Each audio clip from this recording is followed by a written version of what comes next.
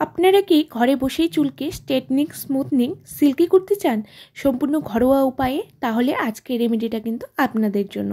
মাত্র 3টি ঘরে থাকা ন্যাচারাল উপাদান নিয়ে স্নানের আগে লাগান, মাত্র 15 মিনিট রাখুন, তারপরেই শ্যাম্পু করে দেখবেন হেয়ারে কতটা চেঞ্জ চলে এসেছে, এতটা শাইন আসবে, স্মুথ হবে, সেটা কিন্তু অ্যাপ্লাই করেই বুঝতে পারবেন। নমস্কার, আমার চ্যানেল সম্প্রীতি লাইফস্টাইলে সকলকে স্বাগত জানাই। আমি পাপিয়া আবারও চলে এসেছি নতুন আরেকটি রেমেডি নিয়ে। কয়েকদিন আগেই আমি এক রেমেডি শেয়ার করেছিলাম, বাড়িতে বসেই কি করে হেয়ার স্মুথ অ্যান্ড শাইন করব। সেটি অনেকের এত ভালো লেগেছে যে আবারও অনেকে কমেন্ট করে বলেছিল যেন আমি হেয়ার নিয়ে আরেকটা রেমেডি শেয়ার করি। আজ যে রেমেডিটা শেয়ার করব এটি মাত্র 3টি উপাদান দিয়ে বানানো। স্নানের আগে অ্যাপ্লাই করে মাত্র 15 মিনিট রাখার পরেই শ্যাম্পু করে দেখবেন এটা রেজাল্ট। যাদের হেয়ার ডাল, ফ্রিজি, রাফ হয়ে আছে এবং অনেক জট লেগে যায় তাদের কিন্তু এই রেমেডিটি অনেক বেশি কার্যকারী হবে। চলুন দেখিনি কি কি লাগবে। প্রথমে নিয়েছি অ্যালোভেরা আর লেবু। লেবুতে থাকে প্রচুর পরিমাণে ভিটামিন সি। এটি কোলাজেন বৃদ্ধিতে সাহায্য করে, যা চুলের দ্রুত বৃদ্ধিতে সাহায্য করে, খুশকির সমস্যা দূর করে, চুল সিল্কি করে। আমি একটি লেবু নিয়েছি, তারপরে নিয়েছি অ্যালোভেরা জেল, তারপরে কিন্তু কোকোনাট অয়েল, নারকেল তেল নিয়েছি। আমি মেক্স কেয়ারের এক্সট্রা ভার্জিন কোকোনাট অয়েল নিয়েছি। আপনারা আপনাদের পছন্দ মতন ভালো নারকেল তেল নিয়ে নেবেন। নারকেল তেলে প্রচুর পরিমাণে ভিটামিন আছে।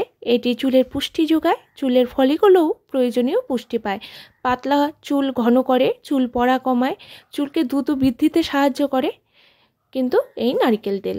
তারপরে আমি কিন্তু সব ছুলে তারপরে আমি অ্যালোভেরার রসটা বের করে নিয়েছি।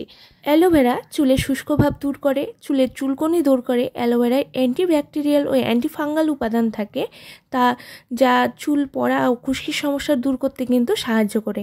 এছাড়াও চুল সিল্কি, উজ্জ্বলতা বৃদ্ধিতেও কিন্তু অ্যালোভেরা খুব কার্যকারী। এরপরে এই দুটি উপাদানের মধ্যে আমি কিন্তু নারকেল তেলটা অ্যাড করে দেব।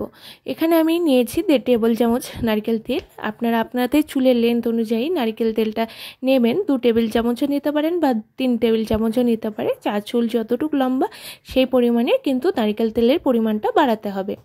এরপরেই কিন্তু আমি 3টি উপাদান একসঙ্গে ভালো করে মিশিয়ে নেব। ভালো করে সমস্ত উপাদান একসাথে মিশিয়ে নিলেই তৈরি হয়ে যাবে আমাদের হেয়ার মাস্কটা। এই যে আমার রেডি হয়ে গেছে হেয়ার মাস্কটা। এবার কিন্তু আমি আমার চুলে অ্যাপ্লাই করব। প্রথমে চুলটাকে ভালো করে আঁচড়ে নিতে হবে যেন কোনো জট না থাকে।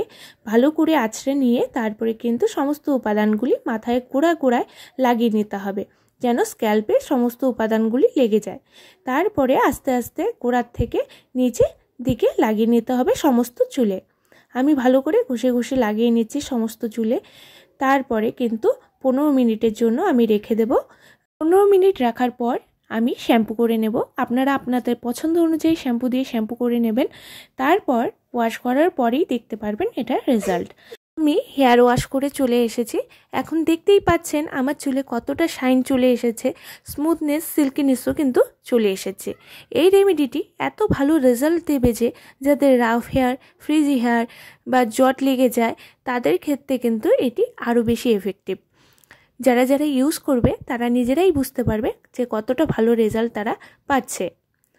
আজকের ভিডিওটা যদি ভালো লেগে থাকে তাহলেই অবশ্যই লাইক, কমেন্ট, শেয়ার করে দেবেন এবং এখনও যারা আমার চ্যানেলটিকে সাবস্ক্রাইব করেননি তারা অবশ্যই সাবস্ক্রাইব করে রাখবেন। কিছু জিজ্ঞাসাবাদ থাকলে অবশ্যই কমেন্ট বক্সে জানাবেন। নমস্কার, দেখা হচ্ছে নেক্সট কোনো রেমেডি নিয়ে।